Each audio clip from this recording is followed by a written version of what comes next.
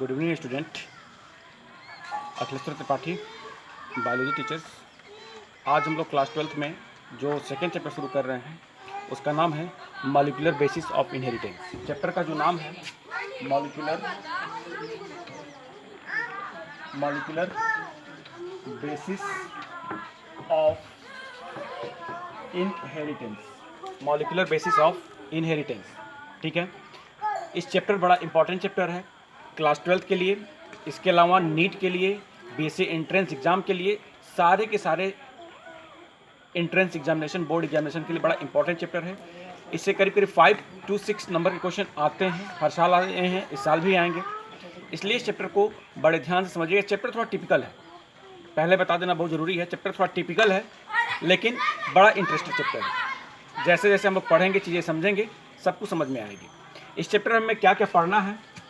पहला जो पढ़ना, स्ट्रक्चर ऑफ डीएनए। उसके बाद experimental proof of DNA is a genetic material.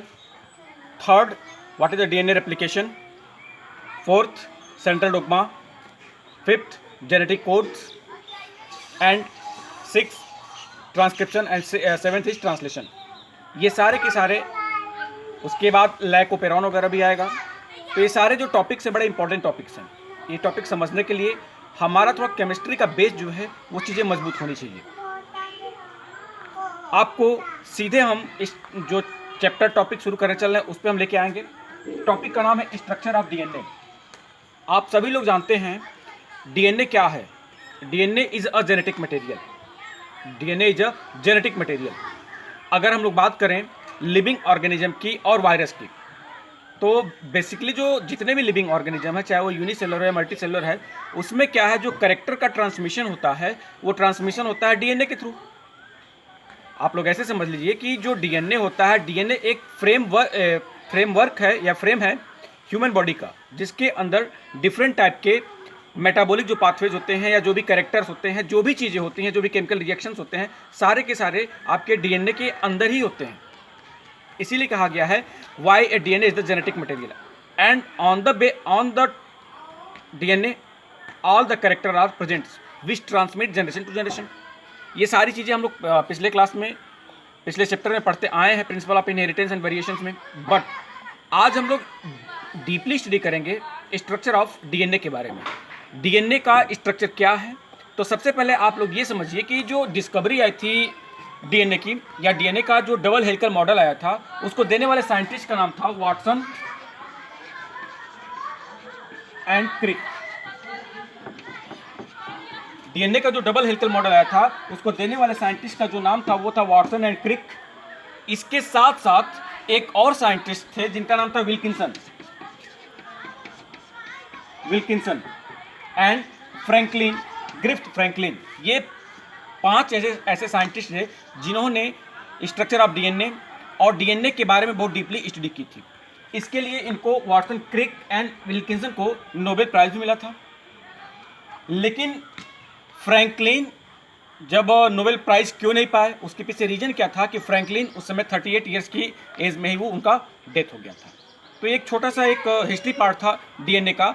सीधे हम लोग डीएनए के स्ट्रक्चर पे आते हैं। आप लोग क्लास 9 से ही पढ़ते आ रहे हैं what is the DNA, DNA क्या है। तो एक छोटा सा डायग्राम बनता है डीएनए का, ऐसे एक डीएनए का जो डायग्राम बनता है, ये 5 to 3 primer and 3' to 5 primer. ये एक डीएनए का बेसिक डायग्राम है। इसके बारे में हमें कैसे जानना है, कैसे समझना है, इसके बारे में हम लोग थोड़ा समझेंगे, डीपली जाके समझेंगे। बेसिकली जो डीएनए होता है वो न्यूक्लियोटाइड होता है। बेसिकली जो डीएनए है, डीएनए क्या है? न्यूक्लियोटाइड्स है। अब ये न्यूक्लियोटाइड किससे मिलकर के बने होते हैं? ये न्यूक्लियोटाइड किससे मिलकर के बने होते हैं? न्यूक्लियोटाइड जो होते हैं बेसिकली जो बने होते हैं, न्यूक्लियोटाइड्स ये बने होते हैं आपके 3 पार्ट से या 3 भागों में डिवाइड होते हैं, ऐसे भी कह सकते हैं। पहला जो होता है शुगर, सेकंड जो होता है फॉस्फेट ग्रुप, एंड थर्ड होता है nitrogenous base. Nitrogenous base, once again ध्यान समझिएगा। न्यूक्लियोटाइड्स जो आपस में मिलकर के बनाते हैं पॉलीन्यूक्लियोटाइड्स, और ये पॉलीन्यूक्लियोटाइड मिलकर के क्या बनाते हैं? Nucleic acid. न्यूक्लिक एसिड क्या है? डीएनए। डीएनए का फुल फॉर्म क्या है? Deoxyribose nucleic acid. And RNA का फुल फॉर्म क्या है? Ribose nucleic acid. तो टोटल जो मिला, अगर हम बेसिक बात करेंगे डीएनए का, तो डीएनए किससे मिलकर बनाता है? न्यूक्लियोटाइड से।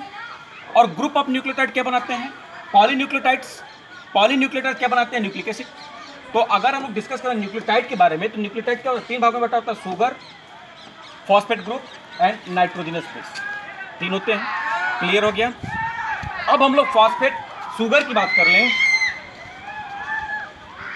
आनी आता है तो आनी आता है तुमको कवर करे। हाँ बात